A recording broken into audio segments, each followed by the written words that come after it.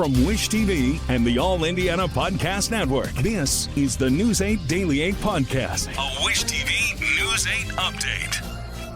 Hello, I'm Jeremy Jenkins, and this is your News 8 Daily 8 Podcast for Tuesday, July 9th. We begin with a deadly shooting on the city's east side. Police say it happened around 10:45 last night on Ferris Avenue. That's near Shadeland Avenue and 42nd Street. Police say they found the victim with gunshot wounds. He died at the hospital. The victim's identity has not been released, and IMPD has not announced any arrest.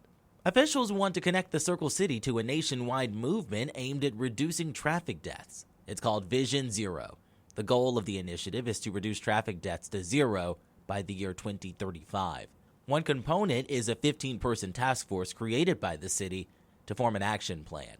Supporters of the idea say it has the potential to save lives. Proposal 224 reflects what other cities and municipalities have done to make progress on eliminating traffic fatalities and crashes that involve serious bodily injury. So we need to continue to be vigilant in how we're addressing this in the upcoming budget process, but we have seen the need to act now. If the task force is formed, it could start meeting in October and adopt a Vision Zero plan by July of next year. First, the proposal will go to the City County Council's Public Works Committee. That committee is set to meet Thursday, July 18th. High-speed internet access could be coming to more people across central Indiana. More than $868 million of federal funding will be given to the state over the next 10 years to make it happen. The money is part of a bipartisan infrastructure law pushed by the Biden administration. As of 2021, there are more than 300,000 homes without high-speed internet. That's according to the state's broadband office. This is our generation's big infrastructure moment. This is really our chance to connect everyone in America with the tools that they need to thrive in the modern digital economy. The state's Commerce Department says their goal is to connect everyone in the state to high-speed internet by 2030. On to a story our I-Team 8 has been following for a while now. A new study shows that the same chemicals used for farming are being found in pregnant women. Cody Fisher reports. The researcher I'm speaking with tells me that a specific weed killer that's used on soybeans like these is what they found in the bodies of pregnant women. Phil Ramsey has been a farmer all his life. He has experience in using a sprayer like this one to kill weeds in his fields. One of the chemicals he uses is called dicamba, which is the chemical doctors found in pregnant women. He says there are very strict rules on how and when farmers can use it. Most of us follow it very closely. I mean, we don't want to harm our neighbors. We don't want to harm our family. We're out here to provide a safe food supply for everybody. Dr. David Haas is the person spearheading the research into dicamba at IU Medical School. Their research compared two groups of pregnant moms. The first group was tested for the herbicide between 2010 to 2012. The second group was tested between 2020 to 2022. It was just under 30% in the original cohort before dicamba's use started to skyrocket, and now it's 70%. Is that concerning at all for you when you found those numbers? It's concerning in the fact that there is bigger exposure. Now, we don't know what that exposure means yet. Dr. Haas is worried the herbicide could be causing bad birth outcomes. Preterm birth, preeclampsia, gestational diabetes, and stillbirth. Those are the main ones that we're looking at. The location of where these moms live is also concerning for the researchers. They're urban. They're not living out on farms where you would expect the exposures to be going up. Which is why researchers are also trying to figure out how it's getting into the bodies of pregnant women to begin with. The U.S. Department of Agriculture has done studies and shown that the food residue for dicamba is really not that much. And so it must be coming from either dust that's floating around or our water sources. The company who makes dicamba attacked the study and people working on the study in a statement, saying, The dicamba levels reported in this publication are 0.02% of the safety limit that experts at the U.S. EPA established to protect human health.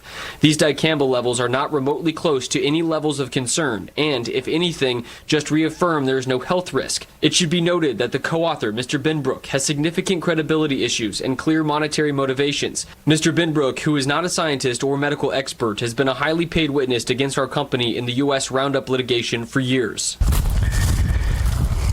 Ramsey says the findings of the study are puzzling to him because he can't see a way for the chemical to make it into people's bodies. It's always concerning when, they kind of point the finger towards us, because we're doing everything we can to keep from that possibly happening. And there's other sources for that particular product. It's used in spraying lawns. Dr. Haas suggested one possible solution would be to stop using the chemicals, which would be concerning for Ramsey. If they take one away from us, then what would possibly be the next one or the next one?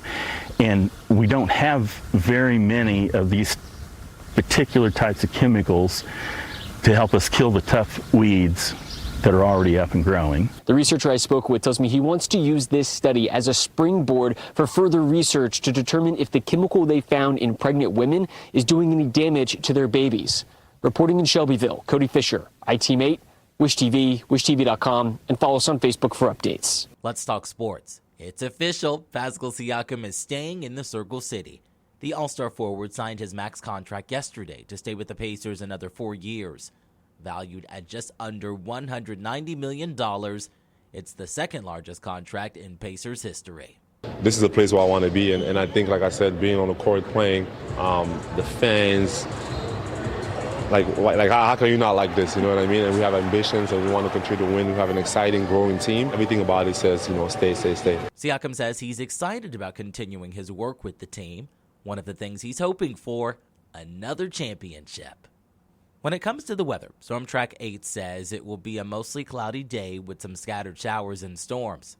Meteorologist Marcus Bailey has your News 8 Daily 8 forecast. This is a pretty good chance that everybody's not just going to get rain, but you're going to get a decent amount of rain. And it could be as early as the morning drive. We're already starting to see a little bit of that here for this morning. This is a live look at Storm Tracker. Now, relatively light rain. We're starting to see the steady showers. This is the very leading edge of that tropical moisture from Terre Haute to Bloomington. This is going to start creeping to the north and east as we go throughout the day today. But the center of the remnants of Beryl, the center of that circulation now over central Arkansas, and the shield of rain is north of there. So northern Arkansas, southern Missouri. And that's going to continue to move to the north and east over the day. You're going to expect a lot of this. And that is mainly cloudy skies. 73, not raining currently at the airport. Southwest wind at around 5. It is muggy. We'll sneak into the lower 80s and we'll really start to increase our rain chances as we go later on into the day today. Storm Track 8 Futurecast as we go hour by hour. From now through mid-morning, you could see steady rain setting up through mid-morning. I don't necessarily think this is going to be super heavy, but it could be enough to get the windshield wipers moving. By midday, more intense showers, maybe a few thunderstorms, and then it's on and off showers and storms for the afternoon, and then heading after dinner time tonight, you could get some nasty storms in here. Not only really heavy rain, but potentially severe weather up until around midnight before we dry things out. Severe weather possibilities a little bit higher along and south of I-70. That's a level 2 out of 5 risk for severe storms, damaging winds, and possibility for a few tornadoes as well. Coming up, we're going to talk much more in detail about all the rain that we have over the next 24 hours, more on the severe weather threat, and of course, how much rain we could all see out of this system. It's all in my Storm Track 8 forecast in just a few minutes. To get a peek at the full forecast, just head over to wishtv.com, or you can download the Wish TV Storm Track 8 app. And don't forget to check out our Storm Track 8 weather blogs. And we wrap things up on a lighter note. The Salvation Army of Central Indiana is helping families get ready for the school year. Between 4 this afternoon and 6 this evening, families can bring their kids to pick out a free backpack and school supplies. They're giving out paper, notebooks, pencils, pens, crayons, and colored pencils. About 200 pre-registered children will also be gifted new shoes and socks for the school year. That event will take place at the Fountain Square Core Community Center. For more information, just head over to our website, wishtv.com. This has been your News 8 Daily 8 podcast for Tuesday, July 9th. I'm Jeremy Jenkins for Wish TV, wishtv.com, or follow us on Facebook for updates. This is the News 8 Daily 8 podcast, a Wish TV News 8 update on demand. For even more, on demand and on the go, connect with Wish TV on Facebook at wishtv.com and on the free Wish TV mobile app. Thank you for listening, and be sure to like, subscribe, and follow this podcast for updates every weekday morning on the All Indiana Podcast Network and wherever you get your podcast.